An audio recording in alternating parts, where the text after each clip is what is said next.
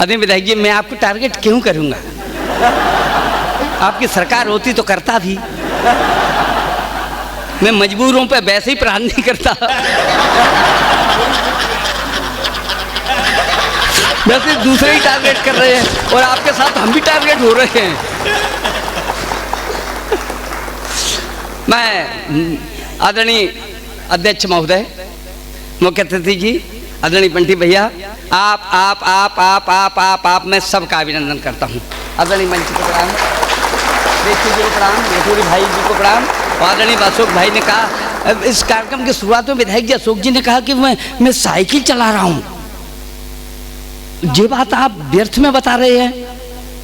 सबको मालूम है कि 90% यादव आजकल साइकिल ही चला रहे हैं।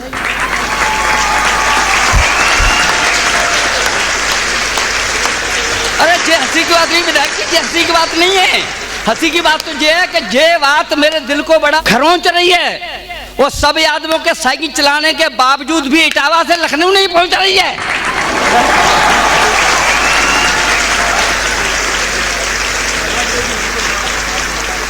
आइए आनंद लेते हैं साहब।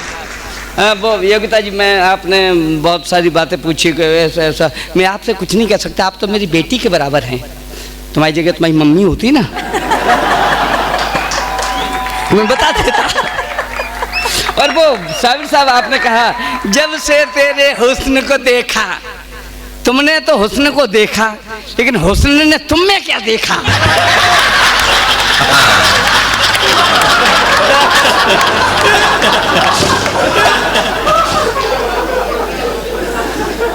नहीं देखिए, प्यार मोहब्बत में दोनों पक्ष देखे भाले जाते हैं और एक तरफा पक्ष में ऐसे लोग नीले ड्रम में डाले जाते हैं। आइए मैं आपसे मजे लेता हूँ, मजे के लिए आता हूँ। आदरणीय विधायक जी आ गए हैं और हमारे नंबर पे आए हैं। हमारी तो कुंडली खराब है। हाँ, वैसे मैं मन से पढ़ लेता राजनीति वाजनीति, तो अब तो मैं पढ़ ही नहीं सकता। नहीं पढ़ेंगे, मरना थोड़ी है, हमें घर भी जाना है और दोबारा भी आना है। आइए मैं 4 पंक्तियाँ पढ़ता हूँ। आदरणीय विधायक जी, बहुत सारी वो इश्क मिजाजी की बात तो सब करते हैं। आदरणीय विधायक जी, कौन नहीं करता, उम्र पर सब करते हैं। जब भी मैं 16-17 साल का था, वहाँ की एक बात बता दूँ, मुझे क्षमा कर देना साहब। इतना कि मुझे पड़ोस में जब बच्चा होता है ना, तो उसको सब नाम उल्टा सीधा ही लेते हैं। मेरा नाम विनोद था, तो मेरे पड़ोस की महिलाएं चाची ताई सब मुझे विनोदा कहती थी। तो उस वक्त क्या गुजरी मेरे ऊपर, सो सुना वो बात याद आ गई है योगिता चौहान की बात पर। वैसे मैं ऐसी बात है अमूमन विधायक जी नहीं करता। जवानी के दिन थे, शैतान थे हम, तकदीर थी कुछ ज्यादा निकम्मी। जवानी के दिन थे, शैतान थे हम, तकदीर थी कुछ ज्यादा निकम्मी। और अपनी पड़ोसन रूपा समझ के छेड़ दी हमने रूपा की मम्मी। जवानी के दिन थे, शैतान थे हम, तकदीर थी कुछ ज्यादा निकम्मी। अपनी पड़ोसन रूपा समझकर छेड़ दी हमने रूपा की मम्मी। और मेरी नहीं, पोल पापा की खुल गई। मेरी नहीं, पोल पापा की खुल गई। जब राग बुढ़िया ने अपना अलापा, क्या कर रहे हो, 6 ही बजे हैं, बड़ी जल्दी आ गए विनोदा के पापा। बढ़िया बढ़िया। ये स्थितियाँ हैं साहब। आइए मैं ऐसी बातें नहीं अमूमन करता हूँ और कुछ रखा नहीं है साहब विधायक जी, सच कहता हूँ। देखिए, जे विनोद राजयोगी के आप ये सोच रहे होंगे कि जे आदमी बहुत खुश रहता है जीवन में, लेकिन आदरणीय विधायक जी, मैं इतने कष्ट झेले हैं, हमने इतने कष्ट झेले हैं और उन कष्टों को हमने हंसी में तब्दील कर लिया है। आपको हंसी आती है उन पर। मुश्किलों ने हमको निशाना बना लिया, हमने उन्हें जीने का बहाना बना लिया। मुश्किलों ने हमको निशाना बना लिया, हमने उन्हें जीने का बहाना बना लिया। जिंदगी में इतने कष्ट मिले हमको, हमने उन्हें हंसी का खजाना बना लिया। आइए 4 पंक्तियाँ पढ़ते हैं साहब। हम आपको हंसने हंसाने के लिए आते हैं आदरणीय विधायक जी। और हम आपको सच बताता हूँ, मैं तो आपको कभी सपने में भी बहुत बार देखा है, क्यों आप इतनी अच्छी बातें करते हैं। उसके बाद आप जो कविताएं पढ़ते हैं ना, बहुत मज़ेदार पढ़ते हैं। पहले आपने हमें इतना टारगेट किया था कि मैं तो चुल्लू भर पानी में डूब के मेरा मन कर रहा था। हाँ नहीं नहीं, आप बहुत अच्छी बात है, लेकिन मुझे बहुत अच्छी लगी और मैं आज तक भूला नहीं उसे। आइए मैं 4 पंक्तियाँ पढ़ता हूँ, सुनना साहब। मैंने कहा था मैं आपको हंसाने के लिए आता हूँ साहब, और हंसाने के लिए इसलिए आता हूँ कि जो हंसते हैं उनके तेवर गर्म नहीं होते हैं, जो हंसते हैं उनके तेवर गर्म नहीं होते हैं, कोई कष्ट नहीं होता है, सितम नहीं होते हैं, पत्नी खुश बच्चे मेधावी, डर गम नहीं होते हैं, हंसने वाले लोग देवता से कम नहीं होते हैं। और जो हंसता है उससे कोई कभी नहीं लड़ता है। अगर आपसे कोई लड़ने आ जाए और आप खीसे निपोर दो तो आपसे कोई लड़ेगा क्या? कोई नहीं लड़ेगा साहब। वो तो अभी तक हिंदुस्तान पाकिस्तान की लड़ाई हुई विधायक जी, और हमने खीसे निपोर दिए मेरे के आगे आगे लड़ाई बंद।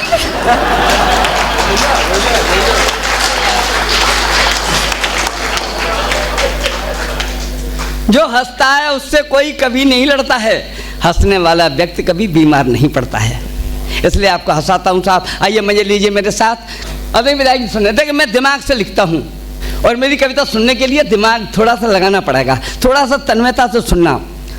बेटा MA पास बहू BA पास है हमारी, बेटा MA पास बहू BA पास है हमारी, हम छल छंदियों के छंद में चले गए, गाय वाला शुद्ध घी यज्ञ में जला दिया है, मेरे खाने वाले आलू तेल में तले गए।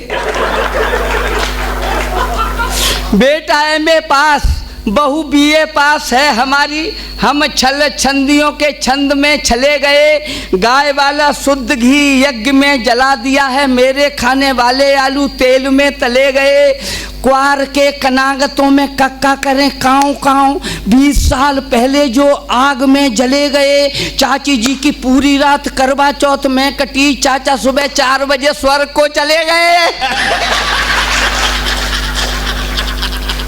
आप तो बहुत अच्छे लोग हैं, ऐसे अच्छे लोग होते हैं सब। ऐसी ऐसी परेशानी हमारे सामने आई, कहाँ से कहाँ वो दिन।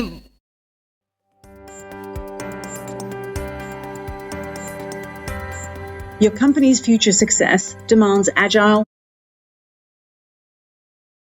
हमारे घर पर छोटा बच्चा है आदरणीय विधायक जी, बड़ी मुश्किल से पैदा हुआ है, शादी के 10 साल बाद पैदा हुआ, सच कहता हूँ आपको। अब इकलौता बेटा बड़ा परेशान करता है, इतना परेशान करता है कि जरा जरा सी बात पे हमें झाड़ देता है। एक दिन उसने मेरा चश्मा तोड़ दिया तो हमने उसे हल्का सा झिझोड़ दिया। उनका गधा कहीं के, तो लड़का तपाक से बोला, पिताश्री तहजीब से रहा करो, हमें गधा नहीं गधे का बच्चा कहा करो।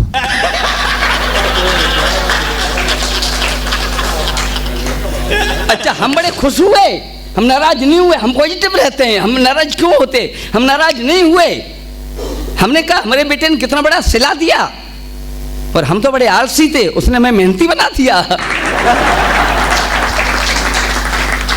सब मैं उसका एडमिशन, वो 5-6 साल का हो गया तो उसकी मम्मी बड़ा मुझे परेशान कर रही थी, उसका एडमिशन करा दो, कहीं नामांकन करा दो, कहीं नामांकन करा दो। सुनना साहब कि कहीं नामांकन करा दो, नामांकन करा दो। तो हमारे पड़ोस में एक परिषदीय विद्यालय था आदरणीय विधायक जी, मैं उस विद्यालय में चला गया, वहाँ एक गुरुजी बैठे थे।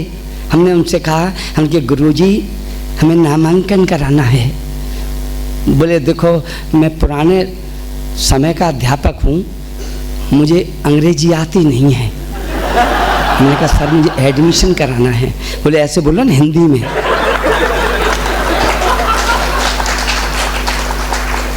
हमने कहा सर हाँ हमें एडमिशन कराना है, आपके क्या क्या सुविधाएं हैं? बोले हमारे यहाँ सारी सुविधाएं हैं, आना फ्री है, जाना फ्री है, बिल्डिंग फ्री है, खाना फ्री है, दूध फ्री है, फल फ्री है, मूंगफली फ्री है, गजक पिट्टी फ्री है, सब कुछ फ्री है।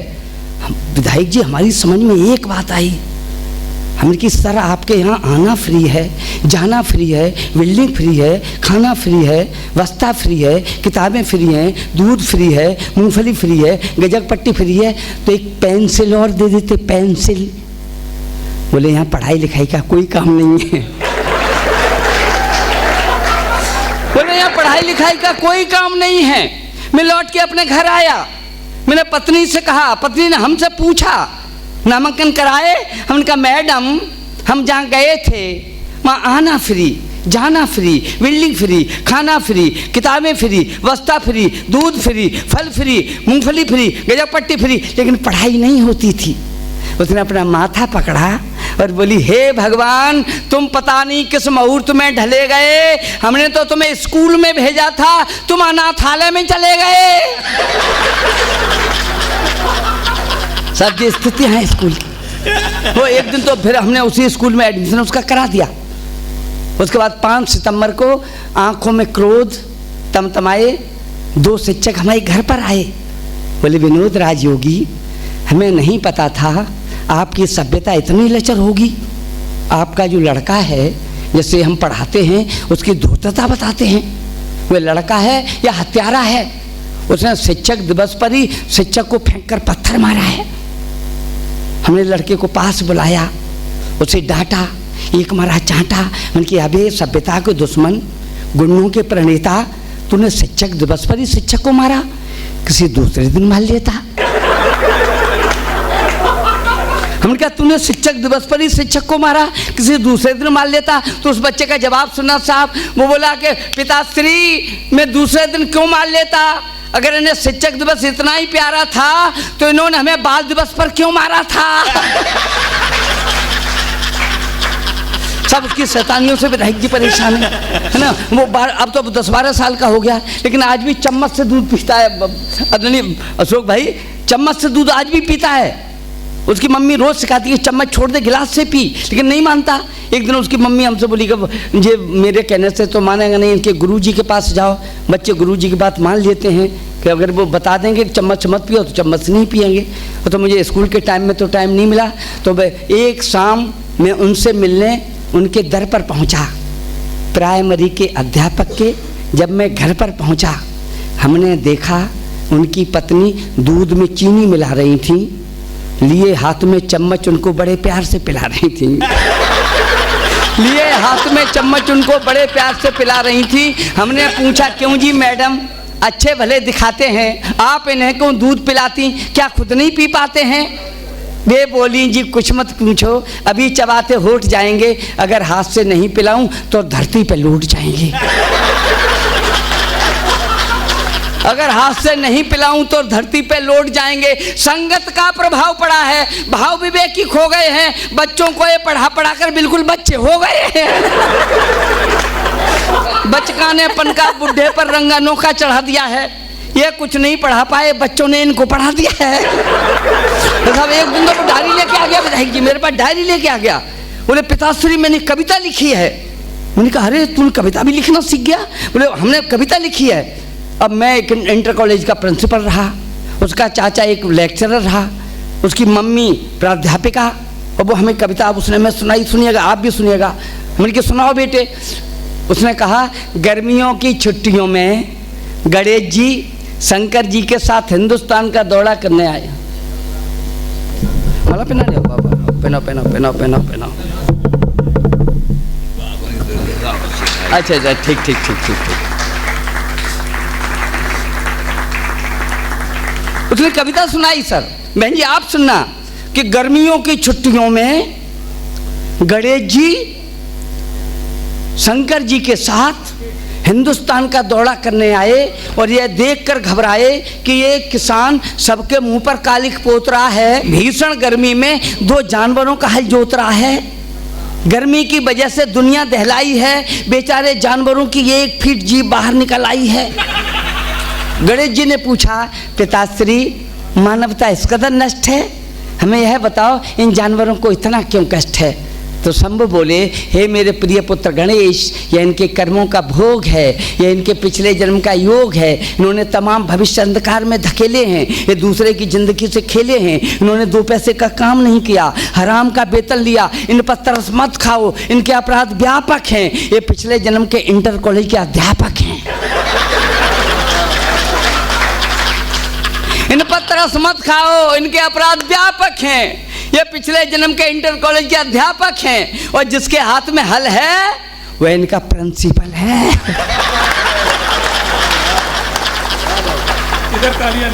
प्रिंसिपल साहब तो नहीं बैठे कोई? मुझे पता नहीं था। नहीं, आप तो अच्छे प्रिंसिपल हैं। वो आपके ऊपर नहीं, इटावा के किसी भी क्षेत्र के प्रिंसिपल से कोई जुड़ाव नहीं है। ये सब उधर की बातें हैं, मैनपुरी साइड की, है ना। आपसे बहुत अच्छे हैं, मुझे क्षमा करना साहब। तो वो अच्छा, दरअसल देखो साहब, आदरणीय विधायक जी, देखिए दोष बच्चों का भी नहीं है, दोष हमारा भी है। हमने उन्हें संस्कार नहीं दिए। संस्कार की तो बात छोड़िए, हम उनका अच्छा नाम भी नहीं रख पा रहे। पहले कितने अच्छे नाम होते थे, राम, कृष्ण, लक्ष्मण, भरत, शत्रुघ्न, युधिष्ठिर, भीम, निकुल, सहदेव, सिकंदर, अशोक। और आजकल मालूम कैसे नाम होते हैं? गुच्चू, मुच्चू, गोल्डी। पता ही नहीं लगता कि लड़का है या मसाला है। और यहाँ तक तो फिर भी अच्छा है आदरणीय विधायक जी, हमारे मित्र हैं कामरेड, उनकी 2 लड़कियां, एक का नाम मारुति, एक का नाम मोपेड। दोनों ही सयानी, परेशानी खास थी। शादी के लिए 2 लड़कों की तलाश थी। ढूंढते ढूंढते पैरों के तलवे छिल गए। संयोग से एक ही घर में 2 लड़के मिल गए। कामरेड साहब ने कहा, हुजूर आपके 2 लड़के हैं, मेरी 2 लड़कियां हैं, अब परेशानी ज़्यादा मत दीजिए, दोनों को कबूल कीजिए। वैसे तो लड़के तमाम हैं, लेकिन हम वर्णी के योग्य वरना चाहते हैं, इसलिए मारुति और मोपेड आपके हवाले करना चाहते हैं। ठाकुर साहब की खुशी में मूंछें हिल रही हैं। उन्होंने समझा मारुति और मोपेड हमें दहेज में मिल रही हैं। कहने लगे, देखो भाई, अभी हमारे लड़के मारुति और मोपेड लायक नहीं हैं, फिर भी अगर आपकी इच्छा है तो कर जाइए। मोपेड हमारे लिए हो जाएगी, मारुति किराए पर उठा दिया करेंगे। सबकी स्थितियां हैं। सब मैं कहता हूँ, मैं उस लड़के से कुछ कह भी नहीं कर सकता। आदरणीय विधायक जी, मैं कुछ नहीं कह सकता। इकलौता, मैंने बताया नहीं, इकलौता है, 10 साल के बाद पैदा हुआ साहब। पूरे घर ने उम्मीद छोड़ दी थी, हमने भी छोड़ दी थी, पत्नी ने भी छोड़ दी थी। फिर मैं अपनी पत्नी को डॉक्टर के पास लेके गया, तब 10 साल बाद एक बच्चा हुआ साहब। अच्छा, एक डॉक्टर ने तो विधायक जी मेरा दिमाग खराब कर दिया। मैंने डॉक्टर से आके कहा, मैंने डॉक्टर साहब चाहे जितना रुपया ले लीजिए, लेकिन एक बच्चा पैदा कर दीजिए। सच कहता हूँ, मेरी ये मजबूरी है। मैंने कहा ना, मैंने जो कष्ट भोगे हैं, मैंने कहा डॉक्टर साहब चाहे जितना रुपया ले लीजिए, लेकिन एक बच्चा पैदा कर दीजिए। मेरी पत्नी दिन रात रोती है, उसके संतान नहीं होती है। डॉक्टर साहब ने कहा, आपने तमाम डॉक्टर आजमाए होंगे, हमें भी आजमाइए, पत्नी को हॉस्पिटल ले आइए। अपने तमाम डॉक्टर आजमाए होंगे, आजमाइए, पत्नी को हॉस्पिटल ले आइए। तब तक कंपाउंडर आया, उसने और ज्यादा मक्खन लगाया। बोले, हमारे डॉक्टर साहब इस काम में बड़े माहिर हैं, सारे क्षेत्र में जाहिर हैं, उन्होंने तमाम सोती हुई तकदीरें जगा दी हैं। 3 नर्सें तो बिना शादी का ही मां बना दी हैं। साहब फिर हमने उन्हीं डॉक्टर पे इलाज कराया, क्योंकि हमें उस कंपाउंडर ने ज़्यादा विश्वास दिलाया। फिर 1 साल बाद एक बच्चा आया, सच कहता हूँ आपको, 1 साल बाद। और लेकिन वो, अब मुझे न खुशी हुई न खेद। लड़का एकदम गोरा, चट्टा, सफेद, और मैं ठहरा बावला। पत्नी भी सांवली और मैं भी सांवला। अब गोरा लड़का, मुझे यह चिंता कम से कम 1 साल सताती रही। तब उन्हीं डॉक्टर साहब ने बताया, चिंता की कोई बात नहीं है, आपकी पत्नी चावल खाती रही। आइए, मैं बहुत कुछ बातें हैं आपसे करने के लिए। वो मेरे पास एक वो आई थी, अभी एक नई पार्टी बनी आदरणीय विधायक जी, वो पता नहीं कौन सी है, इधर वर्धमान साइड की है कोई, वो कौन से हैं? हाँ, वो आए मेरे पास, क्या तुम इलेक्शन लड़ लो हमारी पार्टी से। हमने कि मैं इलेक्शन नहीं लड़ सकता। बोले, क्यों नहीं लड़ सकते? मैंने कहा, मैं राजनीति नहीं कर सकता। बोले, क्यों नहीं कर सकते? मैंने कहा, मैं इसलिए नहीं कर सकता क्योंकि व्यापारी बे हैं जो 2 के 8 लेते हैं। वकील बात बात में से बात छांट लेते हैं। पुलिस वाले थोड़ा सा पीट पाट लेते हैं। अधिकारी हल्का सा हमें डांट लेते हैं। भिखारी भीख मांगकर वक्त काट लेते हैं। राजनीति करना सबसे कठिन है, वे ही कर पाते जो थूक के चाट लेते हैं।